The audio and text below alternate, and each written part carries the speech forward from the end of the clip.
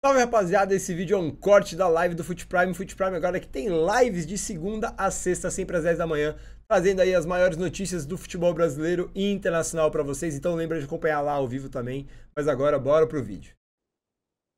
Eu não sou Martin Luther King, mas eu tive um sonho. Irmão, é o seguinte, hoje o Botafogo vai atropelar o Tricolor dentro do Morumbi. Vai ser uma pressão que vai ser quase o dobro do que aconteceu no jogo que aconteceu no Newton Santos. Irmão, o Botafogo vai pressionar, vai chutar, vai marcar pressão no São Paulo, só que a bola bandida, a bola criminosa, aquela, sabe, que ninguém espera, vai dar a vitória para o São Paulo. Hoje o chororô vai acontecer. Hoje a torcida do Botafogo vai dormir soluçando de raiva, sabe, pela injustiça da bola. Como pode? Por que aquela não entrou? Por que aquele gol foi anulado? Por que o goleiro conseguiu pôr a mão naquela? Por que o zagueiro bloqueou aquela e a do São Paulo entrou? Pois é, meu amigo torcedor botafoguense. Hoje pode preparar o lenço, porque o choro vai acontecer. O São Paulo, tricolor, tricampeão da Libertadores, um time muito inferior ao Botafogo, indiscutivelmente, que o Botafogo é muito mais time, hoje o São Paulo passa.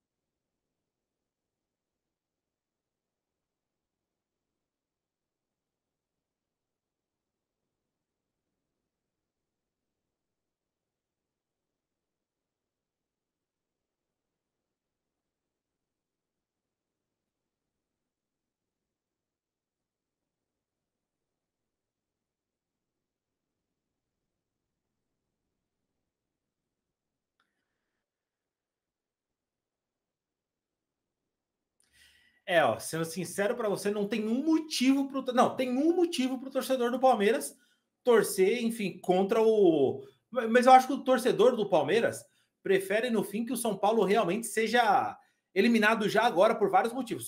Só perder na final pro palmeirense tá ótimo, porque o único motivo que o palmeirense poderia torcer pro São Paulo eliminar o Botafogo é pro São Paulo não chegar à quarta Libertadores primeiro que o Verdão.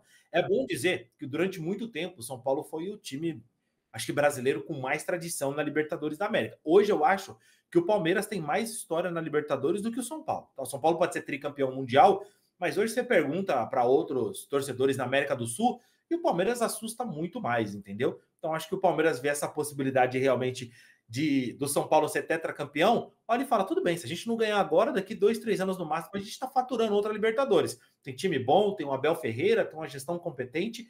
Acho que o torcedor do Palmeiras está bem tranquilo, sabendo que nos próximos anos ele vai ganhar algum outro título importante. E, cara, o pensamento hoje do torcedor do Verdão é o Botafogo ficar o mais distraído possível do Campeonato Brasileiro. Se o torcedor do Verdão pudesse abrir aí uma, como é que fala, colher algumas assinaturas para pedir para o Botafogo voltar para a Copa do Brasil, tá ligado? Fala, não, volta, pô, classifica os caras. Foi injusta aquela decisão, põe eles de novo para jogar lá, leva eles para jogar um pouquinho no Campeonato Espanhol, para qualquer lugar, para ver se os caras tropeçam no Campeonato Brasileiro, que o Palmeiras só tá esperando o Botafogo dar aquela tropeçadinha pro Palmeiras cometer o crime, tá?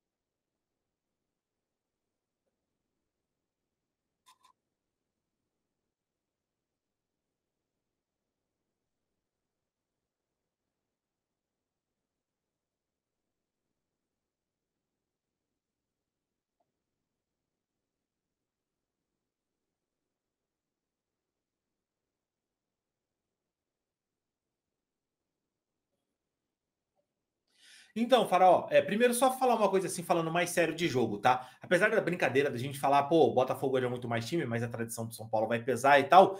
Isso é uma coisa bem triste, pode até a gente levar para esse lado depois do fair play financeiro. É uma coisa triste porque hoje o torcedor do São Paulo, ele se apoia muito mais na mística e na tradição do que em bola jogada.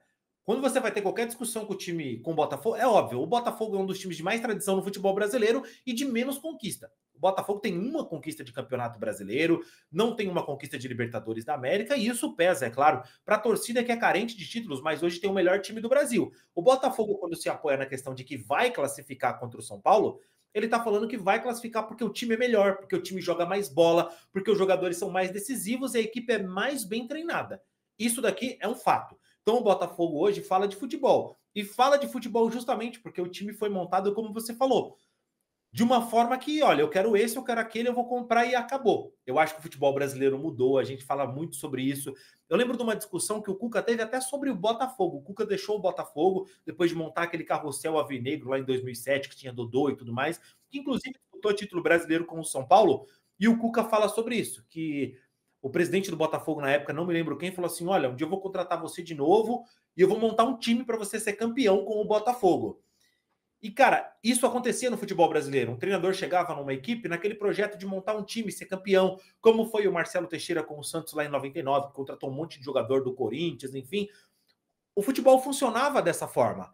Hoje é diferente, cara. Hoje a gente está falando de um futebol que as SAFs imperam, que realmente tem um poderio financeiro, as coisas são mais sérias, e a gente vai ter essa discussão em breve. Vai ter a discussão sobre fair play financeiro. É injusto o Corinthians contratar o Ranieri do Cuiabá, tirar um jogador do Cuiabá, enfim, que era importante para o Cuiabá, não fazer o pagamento desse jogador. E o Cuiabá também não pode ficar devendo o Walter para o Corinthians, sabe? E continuar contratando também, embora não seja nenhum grande nome. Não dá para o Botafogo injetar um monte de dinheiro no futebol, porque se simplesmente o John Textor decide vender, o que acontece com o clube depois? Uma instituição, porque o Botafogo hoje é uma empresa, é uma SAF.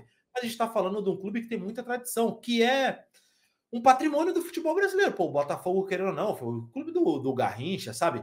A gente não tá falando de um clube qualquer, do Jairzinho. Então não é um clube que pode acabar simplesmente pela vontade de um bilionário, sabe? Eu acho que precisa ter essa responsabilidade, precisa ter a discussão do fair play financeiro. Acho que ninguém pode comprar sem ter o dinheiro necessário. Para isso, os clubes precisam ser saudáveis. Agora que a gente está vendo tanto dinheiro sendo injetado nos clubes, a gente precisa ter essa responsabilidade. Será que o Bahia está tendo lá com o Grupo City? Será que, enfim, as SAFs menores no futebol estão tendo essa preocupação? O Zé Roberto vai agora investir no São Bento. Será que o grupo que vai comprar o São Bento, que tem um projeto de até 2030 colocar o clube na Série B consolidado como um time mais estável no futebol brasileiro, vai ter essa responsabilidade? A Ferroviária tem. Então acho que a gente olha para os grandes clubes, mas os pequenos também têm, sabe, um monte de questão que precisam ser resolvidas.